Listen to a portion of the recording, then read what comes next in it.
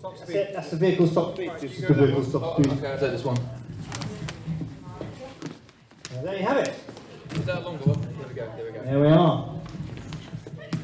So thank you very much for coming. If you have any questions, you can ask now, or you can ask in the lobby. Oh, there's a gentleman over there. What was your biggest challenge during the film? Not getting caught by the police. Yeah. My biggest challenge, I think it was learning the script so quickly. I think in the end it took about 6 days. And my mum, who's up there she is, right up there in the gods looking down at me. Hello, Mum. Hello, Mum. She helped me learn the lines. So thank you so much to my mum for helping me with that. Mum, I remember you showing me footage of you bouncing the lines, saying, "Look, I'm learning them." Yeah. I'm learning them, bouncing them off, and I'm like, "Whoa, he's really going for it." And when we got there, everybody just nailed the lines, which I would admit in the past was not the case. No, I'm a little bit guilty of that. Any challenges for you, Caroline? Acting with you? Oh, it's charming. No challenges at all. It was just a wonderful experience. Yeah. Any more questions? Anybody? Oh. Were you actually playing the game, or was it all just for show? Or you actually playing? Do you know what? I think, if I remember rightly, I think Monopoly we had to actually play, play. weren't we? I remember a few things from that. There was a bit with the vampire mask, and Evie goes, "Who's going to wear the vampire mask?" No. You said, "Can I wear the mask?" And I said, "Can I wear the mask?" Yes. Anyway, yeah.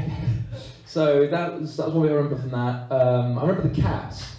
The cat, which I'm assuming the cat was probably a lot of people's favourite part. The cat of was it. unplanned. Yeah, and I think one of us was when there's a cat at the window. Get the camera now. Okay, we got the cat. That was Louis. Louis. Louis the Snap the Cat. Louis the Snap the cat. We did it very fast, and we were literally, put that there, a few houses, hotels, you wouldn't do that. So we kind of, speed of light montage, did it all in maybe an hour, very, very quick. But it was good. How long does it take to play a game of Monopoly? How did they 2 hours, at least. Yeah. those games? How long did they have? About at least 2 hours to get to the hotels, I think. I don't know. Any more questions? Do you guys want skittle? No skittle. Yeah. From 1943, want skittle? No skittle? Yes. Hello. What was your inspiration for writing that beautiful story? Well, it was all about. I've got skill. Sorry. It was all about the. Skittles, right? No, Skittles. We found the house. I'm not going to lie. We found the house, and then we knocked on the neighbour, and the neighbour was this lovely guy called Viking Terry, who isn't here tonight, but he nearly came, and he said, "I'll let you. I won't say anything." And then we went to the other neighbours and said, "No." And we realised there was no graffiti, and when there's no graffiti, it means not many people have found it. So it was going to be this screaming horror thing. We were going to have something come out of a bag and go, "Ah," and then disappear, and then another bag, and then an empty bag, and another body. And I was just going to be like, if we can get in and out as fast as possible, let's make something that's just nonsense. And I don't know what happened. It was probably a combination of Xander and his granddad, which is the uniform, which he'll tell you about in a minute. Yeah. But I'm not sure if that came first. For some reason, it just ended up being a little bit more gentle family, what you saw tonight, and it just completely changed. But he still came out of the bag, and my mind, I don't know. I have no idea where it came from. No. So very quickly with the uniform. So my granddad was a soldier. He was the soldier at the very beginning of the film, and this belonged to him.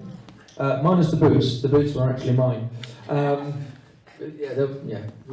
ignore that little plot point. But my granddad was a performer, and he used to do a thing where him and his kind of performer buddies, they'd all kind of dress up like the Dad's Army kind of thing. So this is a little bit of Frankenstein from the bits and pieces that he had along the way.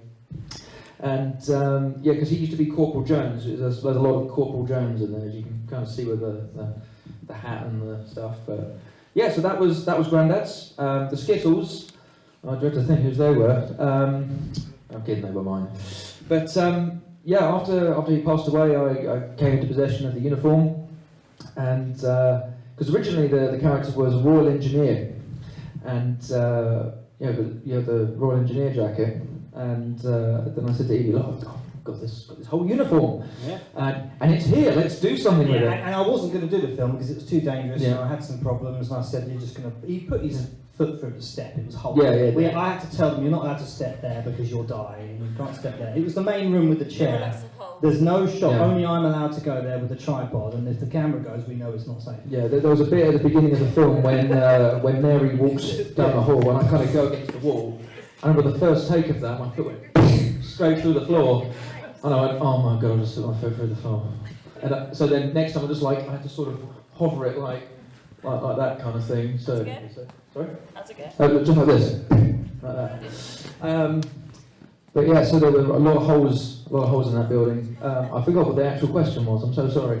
No, I was just saying that, yeah, we were going to cancel it, and then Xander showed up Oh yeah, in the uniform yeah. with this Little moustache. mustache that we got now, Yeah. and he said, I'll do it, yeah, look at me, I know the line. And I was like, well, I guess I've got to make this movie now, haven't I? Mm. And he sort of, yeah, and that was it. And then we just did it, and we did it in 5 sessions in the haunted house. Yeah.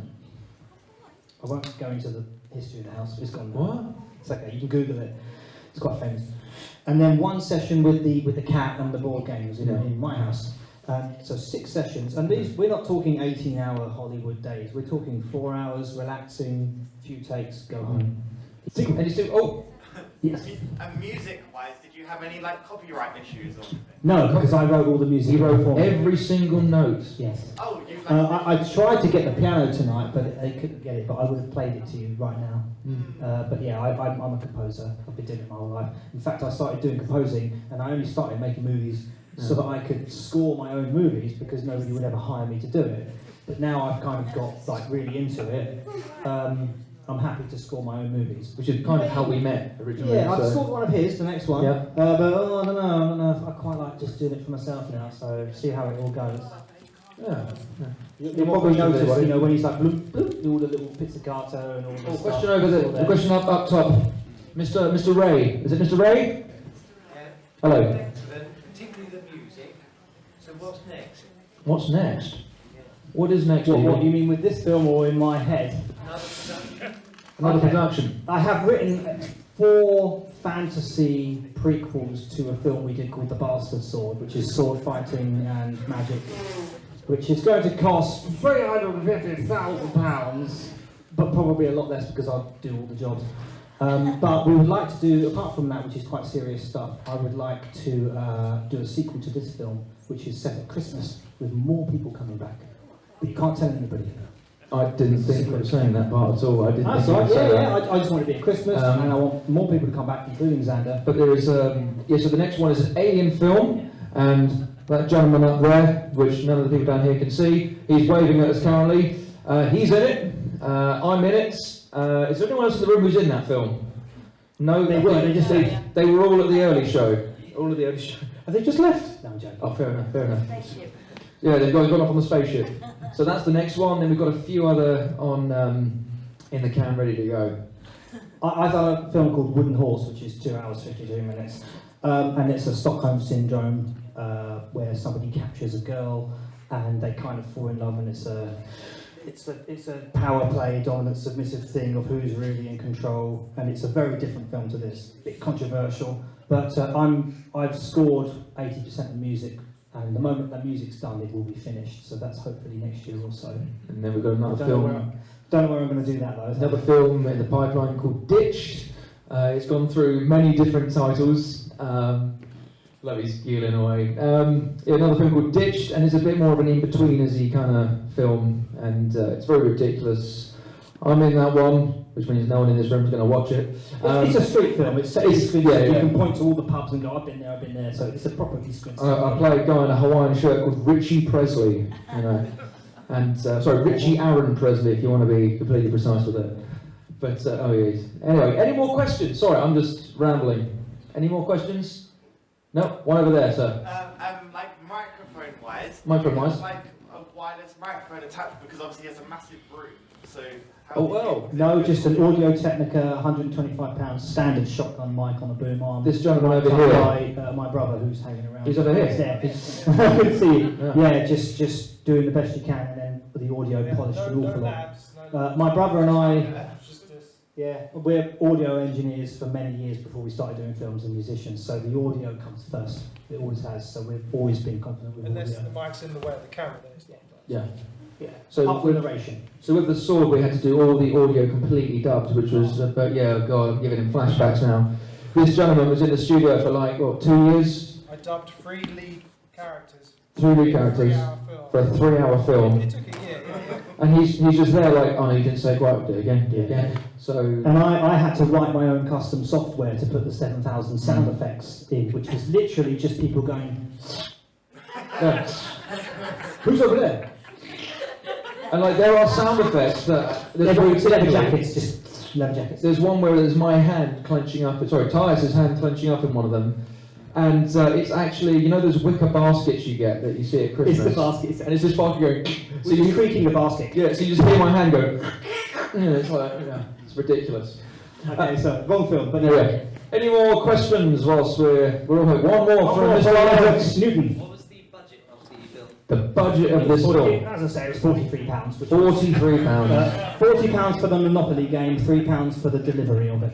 Plus petrol. Yes, yes. Wow, brilliant. Yeah. I didn't So see it that was, in the it was accounting. really, but it's only because the Monopoly game we owned was not It's too old different. enough. It was Yeah, like it was 60s, specific. 70s. It had to be 40s Mm. because somebody would go, oh, that, he wouldn't have had that. That's before the war. So, Oh yeah. but the boots aren't authentic, so we got away with it. So, but it could have been £0, but we had to spend some money. So, yes. And I already had the planes. I used to collect the planes, and nobody, I actually didn't say this before. That really beaten up green aeroplane. I don't know if you saw it.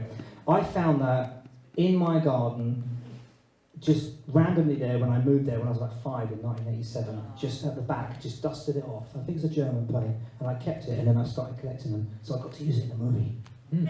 Nice. We also have a champagne raffle. Champagne time. I'm going to hand it over to Caroline quickly. Sophie Bland. Actually won the champagne. The champagne. The champagne. So we're going to go outside and mingle for a little bit, or you can go home, or you can chat and buy lots of stuff, or not buy it. But thank you very much for coming to the film. It Yeah, means a lot to me. Once again, I'm very appreciative. I know we all are appreciative of you all being here because without you guys, this stuff doesn't work.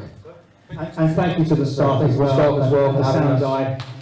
Josh, where's Josh? He's there. He's invisible. But he's there Thumbs up to somewhere. Josh. Yeah, and Nikki and everybody. Thank you very much. It's nice to be back here after 20-something years. Not on the drums. See you later. See you in the lobby. Thanks, Pascal.